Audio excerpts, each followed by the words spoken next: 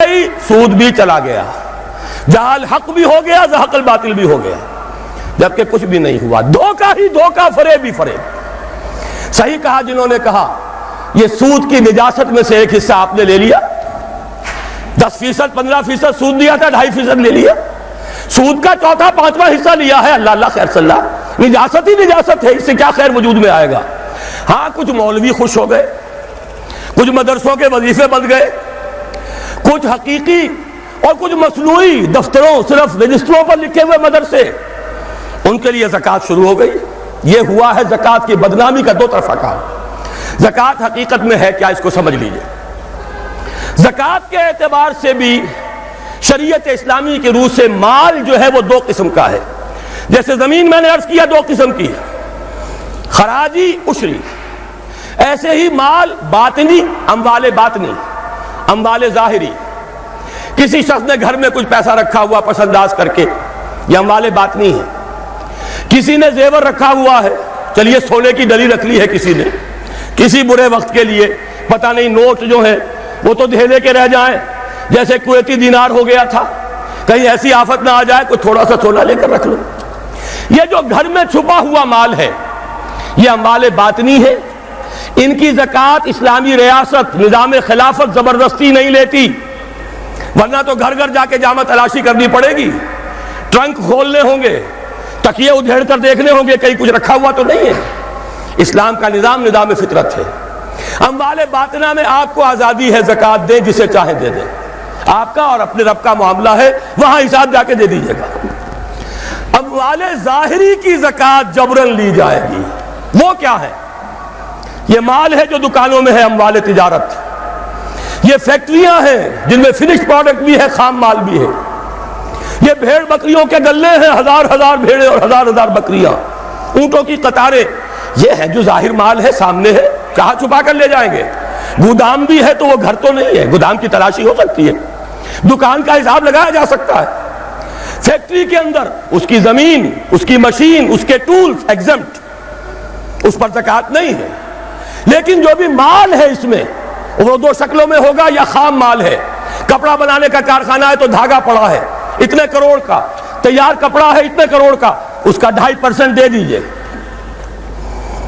مال ہے 5 لاکھ کا دکان کے اندر، 2.5% دے دیجئے، اموال ظاہر ہے۔ اور اس میں اس سے کوئی غرض نہیں کہ سال بھر میں آپ نے کچھ کمایا کہ گوایا، جب تک آپ نصاب کی حد سے اوپر ہیں، چاہے آپ کا اس سال میں آدھا مال گیا، 10 لاکھ کی مالیت تھی، اب آپ 5 لاکھ کے ہیں، لیکن 5 لاکھ پر بھی آپ کو 2.5% دینا ہے، چاہے کمایا ہو چاہے گوایا ہو۔ اور یہ ٹوٹل پر ہے، کسی اکاؤنٹنٹ کی ضرورت نہیں، جو تاریخ معین ہے جا کر دیکھیے کیا مال پڑا ہوا ہے، 2.5% حساب کر کے دے دیجیے۔ اتنی رقم آئے گی۔ ابھی جو کہہ رہے تھے جنرل صاحب کہ یہ نعرہ بھٹو نے لگایا، یہ بالکل وہی بات ہے جو علامہ اقبال نے فرمائی ہے، مغربی تہذیب میں بھی ایک حصہ حق کا ہے، اگرچہ باطل نے اس کے اوپر پورا غلبہ حاصل کر لیا، لیکن حق کا حصہ اس میں بھی تھا۔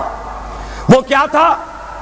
اوہام پر اپنی بات نہ قائم کرو، لا تقف ما لیس لک بہ علم ان السمع والبصر والفؤاد کل اولئک کان عنہ مسئولا۔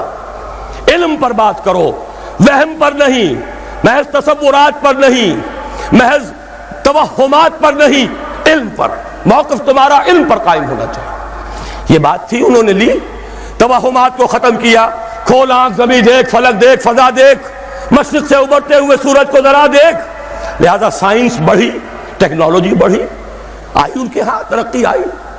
اسی طرح یہ سمجھ لیجئے روٹی، کپڑا اور مکان کوئی کافرانہ نعرہ نہیں تھا، یہ افراد کا بنیادی حق ہے، اور تاریخ انسانی میں پہلی مرتبہ عمر فاروق نے اس حق کا بیان کیا۔ اگر دجلہ اور فرات کے کنارے ایک کتا بھی بھوکا مر گیا تو عمر قیامت کے دن ذمہ دار ہوگا۔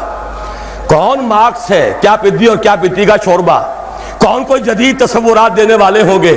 یہ کل کی پیداوار ہے اور آج ختم ہو چکے، آج ان کے چہروں پر کالک بری جا رہی ہے، آج ان کے مجسمے گرائے جا رہے ہیں۔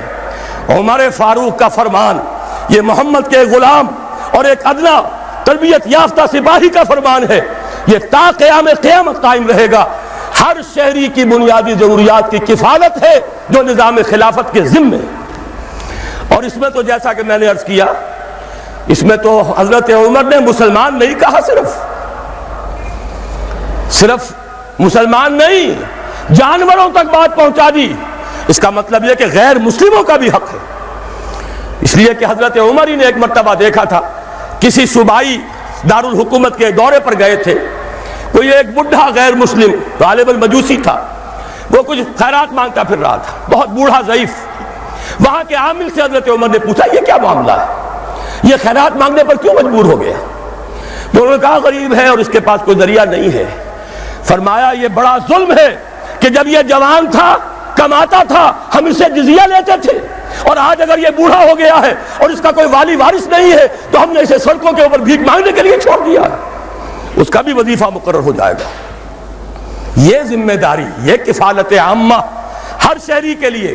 اور یہ جان لیجئے تجارت میں اور صنعت میں یہ سارا فساد جو اس وقت ہے وہ اس وجہ سے ہے کہ عام آدمی، عام کسان، عام مزدور مجبور ہے کہ سرمایہ دار اور جاگیردار کی ٹرمز پر کام کرے.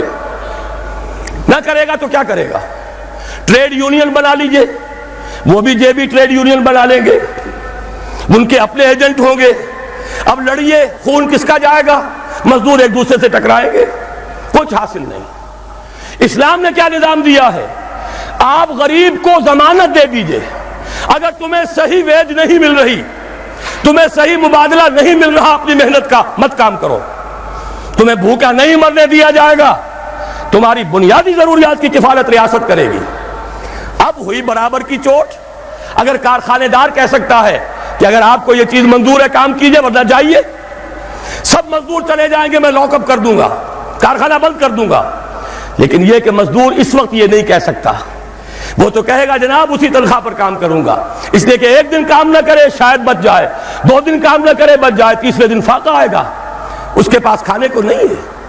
لیکن اگر معلوم ہو میری ریاست خلافت اللہ فی الارض، وہ ضامن ہے، وہ رب العالمین ہے، اور اسی کی رب العالمین کا یہ مظہر ہے نظام خلافت، رحمت للعالمین کا سب سے بڑا مظہر محمد رسول اللہ کی یہ نظام خلافت، یہ ضامن ہے، یہ مجھے بھوکا نہیں مرنے دے گا، یہ میرے بچوں کے لیے کوئی نہ کوئی چھت ضرور فراہم کرے گا. تو پھر اس کے پاس بھی بارگیننگ پاور ہے، وہ بھی قدم جما کر بات کرے گا کہ جناب یہ ویج دیتے ہیں تو کام کروں گا ورنہ نہیں کروں گا. یہ ہے جو آسان ترین حل ہے. باقی یہ کہ جبر کیا تھا روس نے، اس کا حشر دیکھ لیا. اور سرمایہ دارانہ نظام اس وقت تو بڑا خوش ہے، اس کے ڈنکے بج رہے ہیں، اس کی فتح ہو گئی. سب سے بڑا دشمن سرنگو ہے، وہ تو سجدہ کیے ہوئے ہے. لیکن یہ کہ واقعہ یہ ہے سرمایہ دارانہ نظام کے اندر جو کنٹرڈکشنز ہیں، جو تضادات ہیں، اب وہ ظاہر ہوں گے. جب باہر مقابلہ تھا، اندر کی لڑائی ختم تھی. اب اندر سے فساد ابھرے گا، اندر سے ایکسپلوژن ہوں گے. یہ غیر فطری نظام، یہ غیر انسانی نظام، یہ غیر معقول نظام ختم ہو کر رہے گا. کاش کہ اس کی جگہ صحیح، معتدل، متوازن، عادلانہ نظام خلافت، اس کا کوئی نمونہ ہم دنیا کے سامنے پیش کر دیں. اس وقت پوری دنیا کی طرف ہماری ذمہ داری ہے. ساری نوع انسانی کے ہم مقروض ہیں کہ ہمارے پاس ہدایت ہے، لیکن ہم اس پر خزانے کا سانپ بن کر بیٹھے ہوئے ہیں، نہ خود عمل کرتے ہیں نہ دوسروں کے سامنے نمونہ پیش کرتے ہیں. یہ خلافت کی تحریک اسی لیے ہے، یہ سارے نظام کو بدلنا پیش نظر ہے. آخری بات، کامل قانونی مساوات، یہ بھی لکھا ہوا ہے یہاں قریب ہے، پڑھی بھی جا رہی ہے بات. کوئی صدر مملکت، کوئی خلیفۃ المسلمین کوئی ترجیحی حقوق نہیں رکھتا. ابھی آپ سن چکے ہیں جنرل صاحب سے بھی، قانونی طور پر کامل مساوات یہ نہیں ہے کہ صدر امریکہ عدالت میں طلب نہیں کیے جا سکتے. کرنل اولیور نارتھ کی جو ہے جان پر بنی ہوئی ہے، ہیئرنگز ہو رہی ہے، پوری دنیا دیکھ رہی ہے، جھوٹا فریبی یہ کرنل، حالانکہ در حقیقت اصل فریبی، اصل بدماش وہ ریگن بیٹھا ہوا وائٹ ہاؤس میں عیش کر رہا ہے. حکم تو اس کا تھا، وہ تو ادنا غلام تھا، لیکن نہیں، اسے تحفظ حاصل ہے، وہ عدالت میں نہیں آ سکتا. یہ کہاں جائیں گے؟ ابھی ان کی رسائی نہیں ہے وہاں تک جہاں محمد عربی نے پہنچایا تھا نوع انسانی کو 1400 برس قبل صلی اللہ علیہ وسلم. وفداہ آباؤنا و امہاتنا، وہاں خلیفہ وقت بھی پیش ہوتا تھا، مدعی کی حیثیت سے بھی، مدعا علیہ کی حیثیت سے بھی اسے اپنے کرتوں کا حساب دینا پڑتا تھا کہ کہاں سے بنا ہے۔ کوئی تحفظ نہیں تھا کہ میں خلیفہ ہوں، مجھ سے کہاں پوچھ سکتے ہو۔ وہ نظام کسی کے لیے کوئی تحفظ نہیں۔ اسی لیے علامہ اقبال نے کہا تھا یہ جو بھی کوئی خیر خوبی کہیں پیچ ورک میں نظر آ جاتی ہے، یہاں کوئی ہے روشنی، یہاں کوئی روشنی ہے، یہاں کوئی آزادی ہے، یہاں تھوڑی سی مساوات ہے، یہ جو بھی خیر نظر آتا ہے، ہر کجا بینی جہان رنگ و بو آنکھ از خاکش بروید آرزو، یا ز نور مصطفیٰ اورا بہاست، یا ہنوز اندر تلاش مصطفیٰ۔ ابھی تو جہاں محمد رسول اللہ نے پہنچایا تھا نوع انسانی کو، ابھی تو انسان اس کی گرد کو نہیں پہنچ پایا۔ نظام خلافت میں ہمارے ہاں تو وہ تماشا بھی ہو گیا تھا، کسی ایم پی اے صاحب سے کسی پولیس آفیسر نے کچھ بات پرس کر لی، قیامت آ گئی، زلزلہ آ گیا، گویا کہ انہوں نے کہا ہم نے کروڑوں یوں ہی خرچ کیے، ہم نے یہ ساری دھاندلیاں یوں ہی کی تھی، ہم نے آپ کے ہر جھوٹ کو سچ اس لیے کیا ہے کہ ہماری عزت کا تحفظ نہ ہو۔ اور معجزہ ہوا پارلیمانی جمہوریت کا کہ ایک بات وہ تھی کہ جس پر حکومت کی پارٹی اور اپوزیشن پارٹی دونوں متفق، اس لیے کہ لوٹ مار میں تو دونوں متفق ہیں۔ لوٹ مار کا حال تو یہ ہے کہ کہا جاتا ہے کہ بیوی کیا کر رہی ہو، کیوں یہ گندے کپڑے باہر لا کر دھونے شروع کر دیے، اپنے ساتھیوں کو دیکھو ان کا بھی یہی حال ہے۔ یہ نہیں کہا کہ ہم پاک ہیں، یہ کہا کہ اگر ہم ناپاک ہیں، اگر ہم نے لوٹ مار کی ہے تو تمہارے ساتھی بھی لٹیرے ہیں۔ گویا کہ نصف لی و نصف لک وَهَذَا قَوْمٌ جَاهِلُونَ، کیوں یہ پردے اٹھا رہی ہو؟ یہ معاملہ در حقیقت اس نظام کے اوپر سب سے بڑا طنز جو صوبے کے سب سے بڑے ذمہ دار آدمی کی زبان سے نکلا ہے، وزیر اعلیٰ پنجاب، کہ بیوی کیا کر رہی ہو، اپنے آدمیوں کو بھی دیکھ لو۔ یہ ساری لوٹ مار انہوں نے بھی کی تھی کہ ہم ہی نہیں ہیں، سنتے ہیں اگلے زمانے میں کوئی میر بھی تھا، سب نے تم نے یہی کام کیے ہیں۔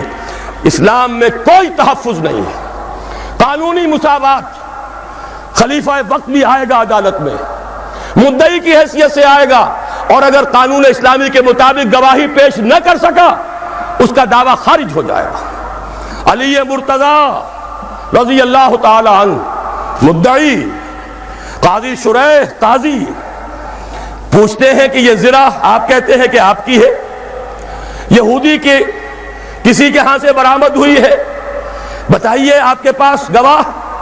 فرمایا میرا بیٹا ہے حسن، میرا غلام ہے۔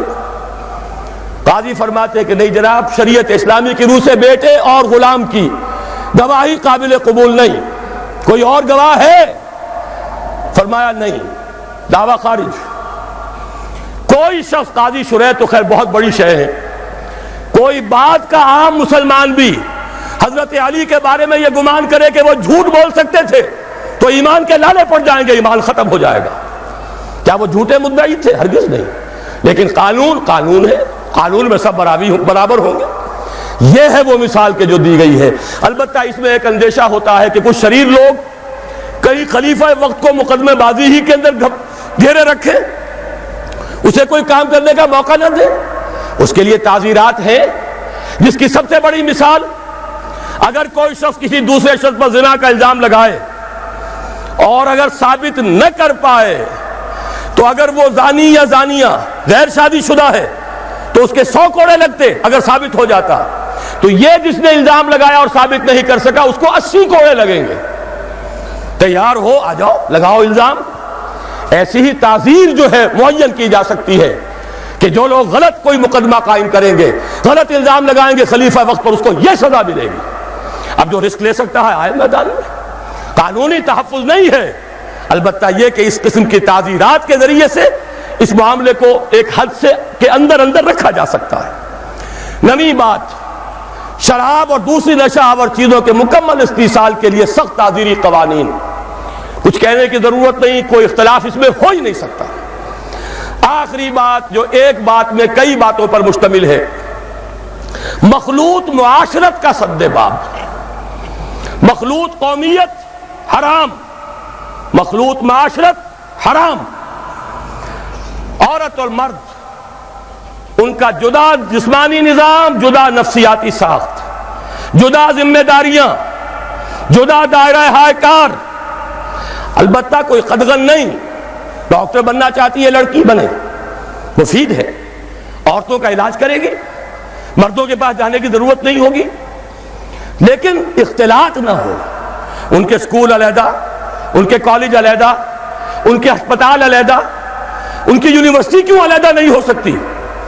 اگر فرض کیجئے ضرورت ہے کہ یہ دنیا جو ہے اقتصادی دنیا ہے، انسان اکنامک اینیمل بن کر رہ گیا ہے اور ہمیں مقابلہ کرنا ہے، تو ہماری عورتیں بھی کام کریں، ہاتھ بٹائیں مردوں کا صنعتی پروڈکشن میں، کوئی